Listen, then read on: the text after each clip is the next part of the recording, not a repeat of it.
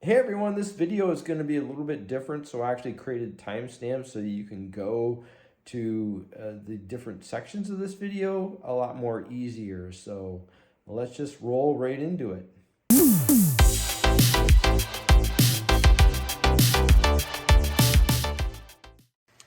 Okay, so what do we have here? We have basically a large tomato chopped up, and this is the Bomb Ranch, Walden Farms.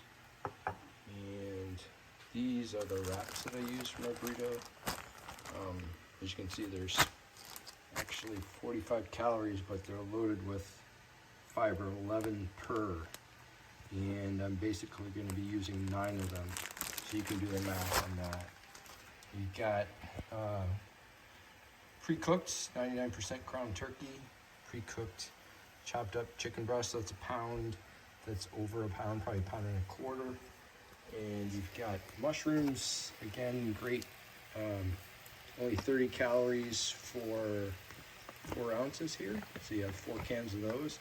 And you have green beans and some yellow beans, and basically those cans, those are about 50 calories a piece. You have cauliflower rice, 2 pounds here, and 100 calories per pound. You got some zucchini, again, great macros. Again, this is normal food that I would be eating, 15, how many servings? Let's see, this looks like 3 servings at 15 calories, or 45 calories for, let's see, 10 ounces. And then you have cooking already, basically, as a pound of baby spinach, which I believe is only 100 calories. So again, I'm aiming to try and document actually eating my training burrito and trying to hit the 10-pound mark here. We'll see if I'm able to do that. The other thing is you got enchilada sauce here that's basically pretty low calorie. I think there's probably 80 calories in this whole thing. It was in a can. So yeah, I'll show you the process as we go along here. Majority of this is going to be just cooking a lot of the water out of it so it doesn't turn into a watery mess. Because again, a lot of these, it's a high fiber, low calorie, got a lot of water in it in general. So as far as these ingredients, and again, I'm just pumping these up over what I would normally eat for training. The other thing that's kind of a mystery to me, so I've been in the weight training for going on 43 years. And as a complete noob and amateur, I've not even done 20 challenges yet. And I've got more information on training that I've experienced of what I'm doing as a complete amateur on my YouTube channel, more than I think anybody else has. And it's like, in the weight game, everybody is like more than willing to share, in fact, argue over the best methods for training out there. It's a constant battleground of people arguing over what's best when it comes to strength training. How many reps, how many sets, how many days per week, what exercises, and whatever. But in the food challenge game, it's a big mystery, and it's all hush-hush. And you can draw your own conclusions from that, but it's really weird, and I'm not used to that. So unlike, again, I'm just sharing full story here, what I've got going on. And yeah, did I start off at aiming for 10 pounds? Heck no, I started off at 5. And again, the reason why also is, this is it, it's probably what, 70% of what it tastes. I like vegetables, I don't love vegetables, so it does teach you to push through flavor fatigue when you're eating something like this. It's that large, and again, it's also low salt, so I'm not going to blow up from this either. Unlike majority, 99% of challenges, you just blow up with salt. This is low sodium by definition, so that's not going to happen either, and I'm going to be able to digest it a lot easier with a higher weight. So that's it for now. I'll warp ahead, and when the majority is in the pan, you can see how much water that needs to be cooked out of it, and it takes a while, probably at least 45 minutes to an hour sitting there trying to cook the water out of this thing. It puddles. You're going to see major puddles in this pan, so it's going to be filled to the brim. And well, we'll see in a little bit.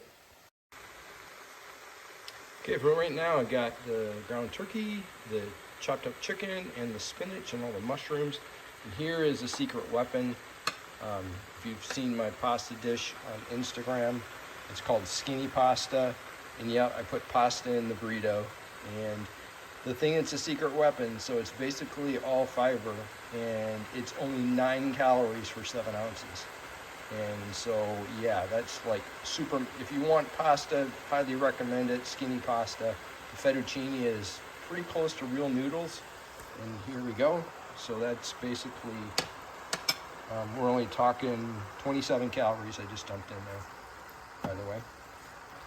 And I chopped it up just so it'd be finer. Oops. So you got a whopping 9 calories for 7 ounces of pasta. So again, sorry about the camera. I'm not used to doing it at the same time I'm cooking. So that's that, and now we're going to start adding the vegetables. Okay, so you can see already the amount of water this pool. It's almost up to the top of the pan actually. So that's going to have to cook away from the majority standpoint. The other thing you're going to see is I'm actually going to weigh this. You'll notice, again, I'm at home, so a lot of people, they're at home and challenges and they post stuff and you never really see them put it on a scale. You're actually going to see me put it on the scale and you'll see the exact weight that I'm going to be eating. So you'll see me zero it and everything. So let's see, so right now it's 318, and we'll see how long this takes to cook all that majority of water away. Yeah, so we're done. It's 3:54, sorry about that. So now you see, basically, it's super hot. So I'm gonna basically just start taking a big spoon and spooning it out here. I'm gonna shape it up so I can try and wrap it up, and so yeah, you can see lots of basically there, and I'll show you when I get it all spooned into the wraps. Okay, this is before we wrap her up here. Pretty darn hot, so I got some of the enchilada sauce and then the ranch, definitely a wet burrito, and we'll see how much overlap we have here with these flaps. Okay, so I just flapped her up, not too bad, put some more ranch on top and the chopped up tomatoes. Zero the scale out. This is the same exact pan. Let's see what she weighs out to. I don't know, I'm thinking 9. I may not have 9 plus if I'm lucky here. We'll see. Well, I actually hit 914. Pretty darn close.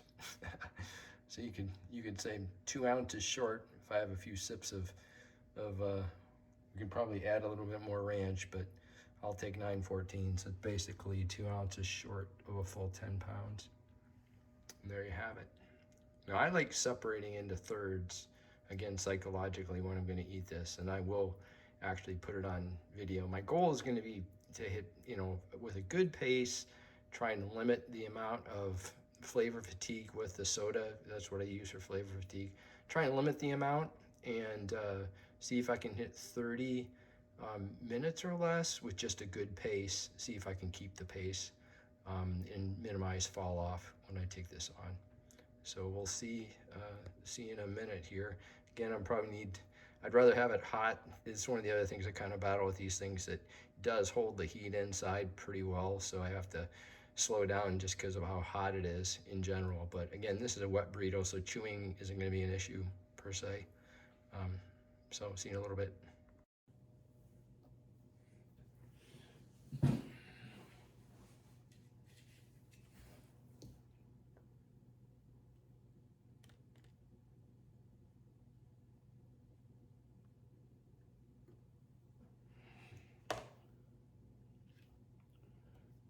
right.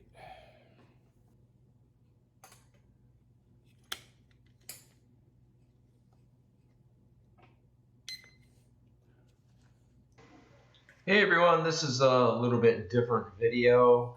I just wanted to actually capture doing what's basically it's 9 pounds, 14 ounces. Might as well call it a 10-pound burrito. basically a training meal at home. It's a recipe that I would normally eat. It just happens to be pumped up specifically for a food challenge, and I wanted just to document it for myself, but also just share with you me actually eating it, because I've posted quite a few times this recipe at different weights as I progressed in eating on Instagram. And so there's also, at the beginning of this, there's also diet hacks associated with it and some other observations that I have experienced as a newbie food challenge eater. Those are going to be towards the end of the video as well. So am I going to be able to complete this? I've set a goal of approximately 30 minutes. And it's really hot, actually. But again, as you can see, I just stated that it's really hot. And this obviously slows me down. You can see me even blowing on the food. But I would rather have it hot regardless. And so could I do it faster, eat it faster if it wasn't so hot? Well, yeah, sure. But I'm really working on capacity here to a larger degree than just trying to speed eat it. So hope you enjoy the video. Check it out at the end and see if I actually am able to complete this within the 30-minute time limit I gave to myself as a goal.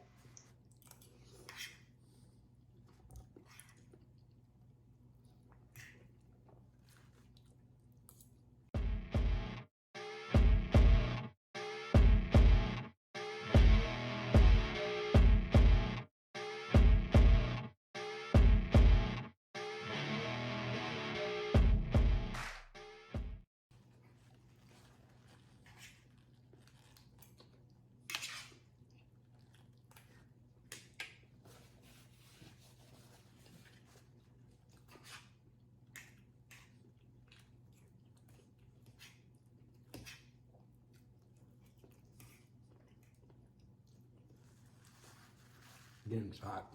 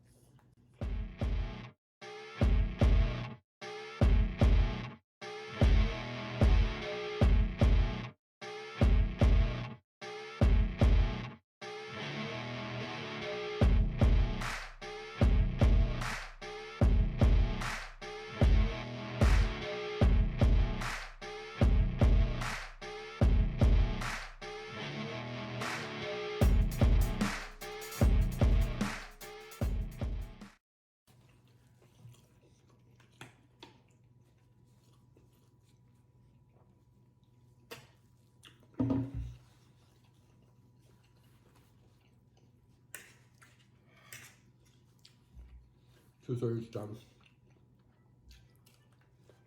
Move are cut in half. Tack it half of the third.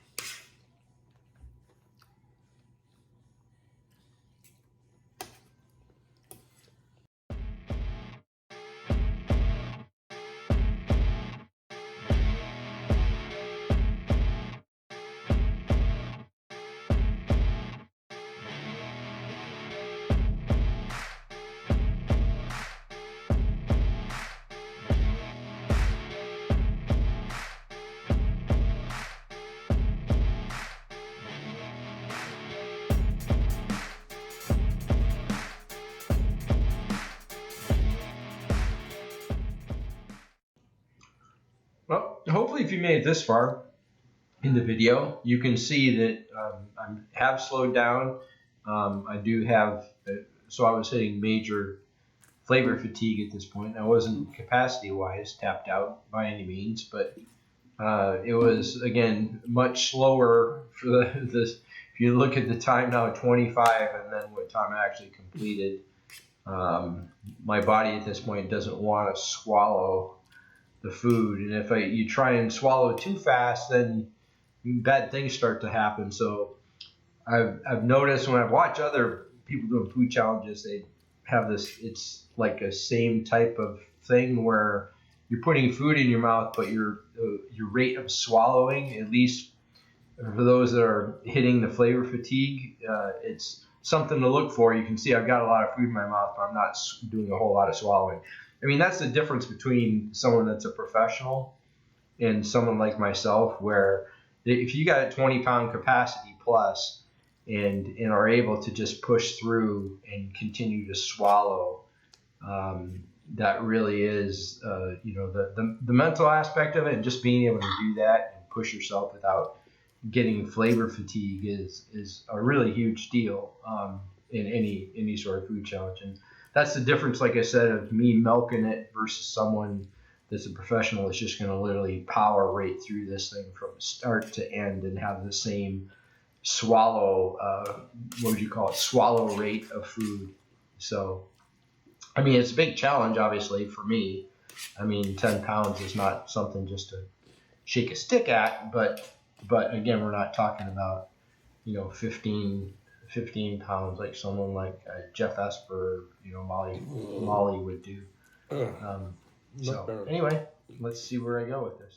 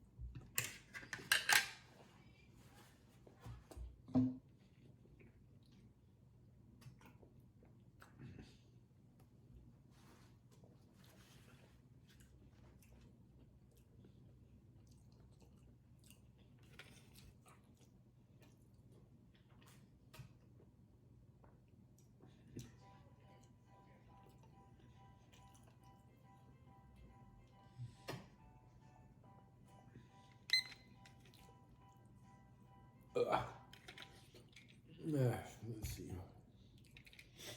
32.20. Not bad. I'll take it. It was battling. It was even more hot than it was normally. So that was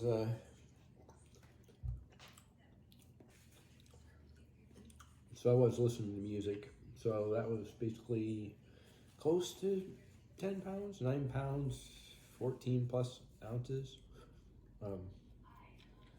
32.20 again. Tough to push through after the first third. One of the things about people when they're doing food challenges, especially at restaurants, oh, this is delicious food. Well, let me tell you what the truth is, at least for me. After the first couple pounds, you're not even tasting it. Your body's defense mechanism, when you started getting up there and pounding, it's just stuff that you're shoving in your mouth that's going in your stomach. There's no delicious food or anything like that. So when you see a food challenge, at least again based on my limited experience, saying it's delicious 9 pounds in or 7 pounds in is my take is kind of stretching the truth a little bit. I'll just put it that way. It doesn't take long for your appetite to completely suppress and your body just going, okay. And for me, you probably noticed I start chipmunking and swallowing small amounts and still trying to keep pace by not slowing down, and just ends up looking like a chipmunk. And because if I swallow faster, some adverse things would happen, such as it just gag reflex can come into play, just because it's at that point, like I said, when you're getting in, 5-6 pounds of anything and beyond, it's not delicious. And it's sickening, no matter what, normally. And again, that's just my opinion based on my very limited experience, so I want to put that disclaimer on there. I don't know when you get up to an elite level, when you can have 25 pounds of food in your stomach, that at 10 you're still enjoying it because you're still hungry. I don't know. I'm not sure what the human limits for hunger are. That could be the case. I don't know. I don't have a 25 pound stomach limit to get to 10 pounds so easily that I would, again, say that it's delicious at 10 plus pounds in and over. I'm not the right one to ask that question, although I might ask that question to one of the professionals just to see what their answer is.